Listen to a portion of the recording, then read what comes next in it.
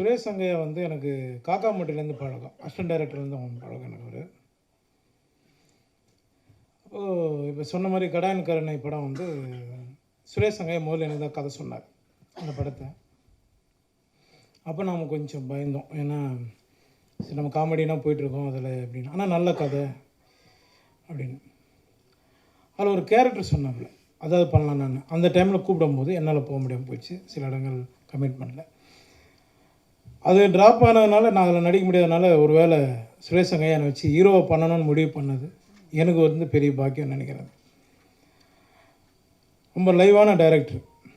நான் மணிகண்டன் சார் அப்பப்போ சொல்லுவார், காக்காமட்ட டைரக்டர் அப்பப்போ சொல்லுவார், அவன்கிட்ட நிறைய விஷயம் லைவாக நிறைய சொல்லுவான் விவேக் பாபு அப்படின்னாப்புல. கடைசியாக நாங்கள் ஷூட்டிங் பண்ணிகிட்டு இருக்கும்போது ஒரு முறை எல்லாம் இந்த ஆர்டிஸ்ட்டுங்க நிறைய ஆர்டிஸ்ட்டுங்க எல்லாரையும் வந்து உட்கார வச்சு டிராக்டர்லேருந்து தள்ளிட்டுருக்கான். நான் அப்போ சும்மா ஜென்ரலாக பேசிட்டுருக்கேன், என்னப்பா பண்ணிகிட்ருக்கான்னு பார்த்தா டிராக்டர்லேருந்து எல்லோரும் கீழே வந்துட்டுருக்காங்க.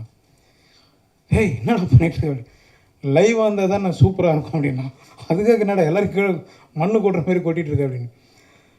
எல்லா விஷயமும் லைவாக பண்ணி ஒரு விஷயமும் இந்த படத்தை பெரிய அளவில் கொண்டு வந்தது சுரேஷ் சங்கையா.